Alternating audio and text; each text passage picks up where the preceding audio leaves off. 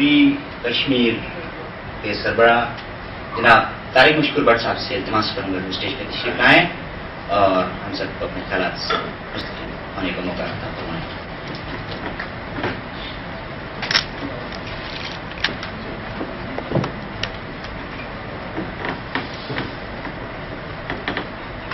نحمده ونصلي على رسوله الكريم اما بعد اعوذ بالله من الشیطان الرجیم بسم اللہ الرحمن الرحیم.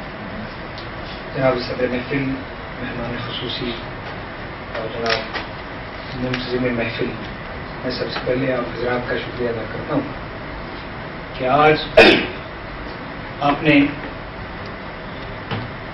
شمالی علاقہ جات جسے گلگت بلتستان کے نام سے منسوب کیا جاتا ہے اور آزاد جموں کشمیر کی قیادت کو یہاں اکٹھا کیا ہے.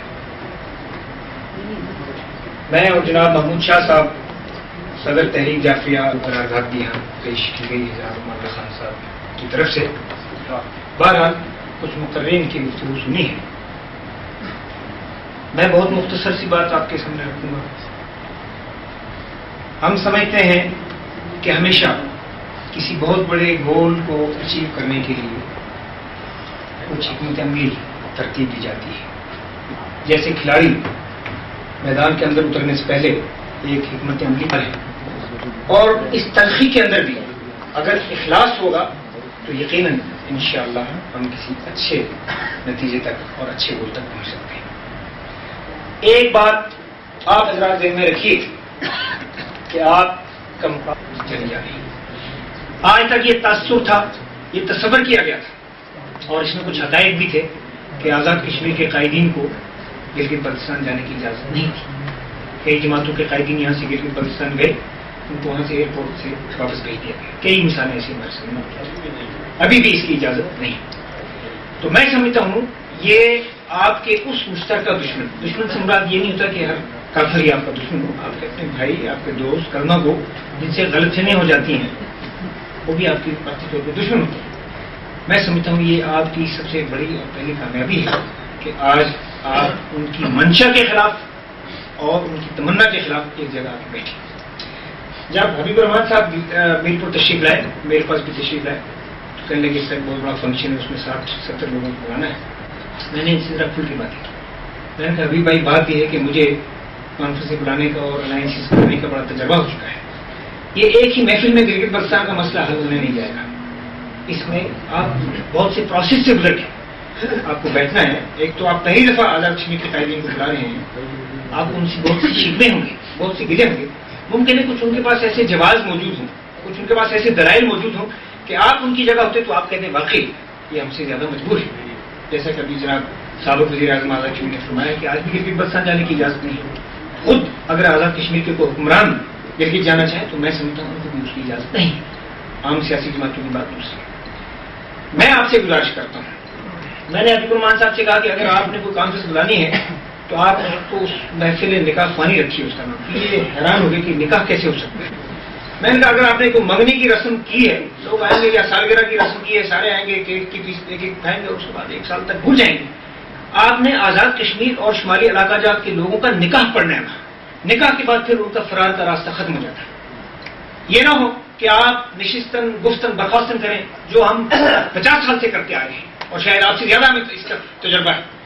تو وہ آپ کی ساری باتیں، آپ کی ساری کاوش اگر ہوا میں تحریر ہوگی تو شاید تاریخ کے کسی صفحے میں آپ کا نام بھی آئے گا کہ آپ نے کشمیر کے نام سے، گلگت کے نام سے کوئی کانفرنس کی، لیکن آپ کو گول اچیو نہیں کر سکیں گے. آپ گلگت بلتستان کے لوگوں کے اصل مسائل کو حل نہیں کر سکیں.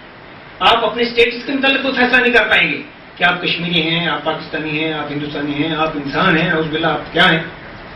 انہوں کا یہ بات تو آپ کی درست ہے. انہوں کا وہ کیا طریقہ ہوگا. میں نے پھر ان کو مثال دی. میں کہا ہوں مختلف قسم کے لوگ آئیں گے، لیفٹسٹ ہوں گے، رائٹسٹ ہوں گے، کوئی اسلام پسند ہوں گے، کوئی سیکولر ہوں گے. مختلف ریاست جموں کشمیر کے اندر بہت سی جماعتیں ہیں، بہت سے لوگ ہیں، بہت سے خود ایک مسلمان کے اندر عقائد میں اتنا فرق ہے وہ ایک دوسرے کے پیچھے نماز بھی نہیں پڑھتا ہے. یہ ضروری نہیں کہ وہ بد نیتی سے ایسا کرتا ہے، اس کے عقیدے کا تقاضا ہے. میں یہ سمجھتا ہوں کہ جب آپ اپنے ذہن سے ان تمام تفرقوں کو، تمام علاقوں کو، قومیت کے تمام تسبات کو باہر اتار کے اندر آئیں گے تو آپ ڈیفینیٹلی آج اسی محفل کے اندر ایک بہت بڑا فیصلہ کر کے. میں نے ایک مثال دی. میں نے کہا میں نے 4 سال پہلے مقبوضہ کشمیر کے اندر جو ملیٹنسی لڑ رہی ہے، جو عسکری لوگ لڑ رہے ہیں، ان کے ایک بڑے قائد ہیں اعظم انقلابی صاحب، اب وہ واپس چلے گئے یہاں کچھ عرصہ رہ گئے. ان کو میں نے چٹھی لکھی وہاں سے مقبوضہ کشمیر سے بلایا. میں نے کہا آپ نے تو بہت بڑے ایک سپر پاور سے ٹکر لی ہے انڈیا کے ساتھ، لیکن کشمیر کے اندر تنظیمیں ہیں اور دن بدن تنظیموں میں اضافہ ہوتا جا رہا ہے. جب تک آپ لوگ ایک نہیں ہوں گے آپ انڈیا کو وہاں سے نہیں نکال سکتے. بہرحال ایک پروسیس چلا. ایک متحدہ جہاد کونسل کے نام سے ایک ہم نے صورت بنائی کہ اس میں 18-19 جماعتیں تھیں. جماعت اسلامی بھی اس میں شامل تھی، KLF بھی. میں 2 جماعتوں کا اس لیے نام لے رہا ہوں کہ ان دونوں جماعتوں کا ایک رول ہے وہاں، اور دونوں کے نظریات بالکل مختلف ہیں. ایک مشرق ہے تو دوسرا مغرب ہے، وہ بھی اس میں آ گئی. لیکن بدقسمتی کی، اور ساتھ ساتھ بھی بیٹھے ہیں امان صاحب اور رشید رابی صاحب، انتہائی دکھ کے ساتھ مجھے یہ بات کرنی ہے، انتہائی المیہ کی بات ہے کہ اس متحدہ جہاد کونسل کو جو کہ ہمارے پالیسی میکرز کو بنانا چاہیے تھا، جو یہاں بیٹھ کے یہ ساری مشینری رسی ہلانے والے جو لوگ ہیں، بدقسمتی یہ بھی کہ اس جہاد کونسل کے ٹکڑے ہی انہوں نے کیے جن سے ہم شہر کی توپ کو لگائے بیٹھے. اس لیے یہ بے شمار مسائل ہیں، ایسے مسائل ہیں کہ جن پہ اگر آپ نظر نہیں رکھیں گے آپ ایک قدم بھی آگے چلنے کے لیے تیار نہیں.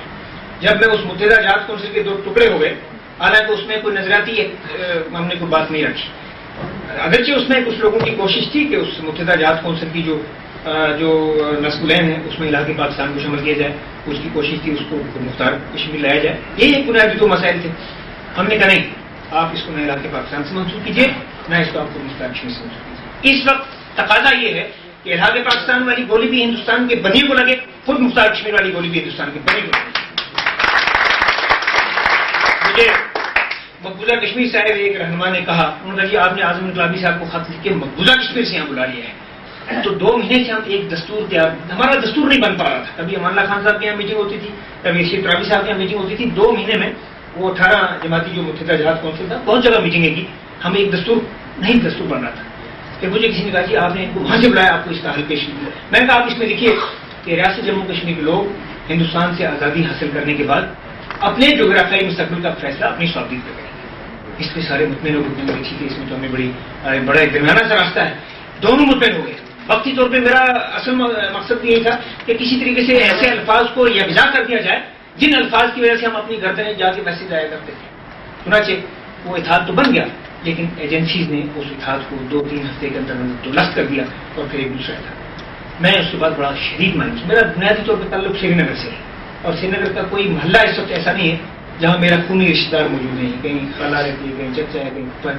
اب میرے جذبات نیچرلی یہاں کی جو پارٹی پالیٹکس ہے اس کے مقابلے میں بالکل مختلف ہوں. میری سوچ یقیناً زیادہ انہیں کی اس دفاع میں ہوتی ہے کہ جان تلاشی کیسے کی جائے. میں انتہائی مایوس ہو گیا. پھر میں نے سوچا نہیں، مجھ سے یہ غلطی تھی. میں اگر اس تالاب کی محنت ہوں تو میں اس تالاب کی مچھلیوں کو اکٹھا کر رہا ہوں، اس کا کچھ فائدہ نہیں. پھر میں نے ایک بڑا پردرد خط لکھا آزاد کشمیر کی جو قیادت تھی، میں نے ان کو خط لکھا. میں نے کہا آپ اکٹھے ہو جائیے. میں نے سوچا چلیے میں خود بھی یہاں موجود ہوں تو کسی طریقے سے یہ گاڑی ہماری چلے گی. اس لیے مجھے معلوم تھا کہ آزاد کشمیر کی قیادت کو، سیاسی جماعتوں کو اکٹھا کرنا اتنا آسان کام نہیں تھا. لیکن میں یہ سمجھتا تھا کہ اگر آزاد کشمیر کی قیادت، آزاد کشمیر کی سیاسی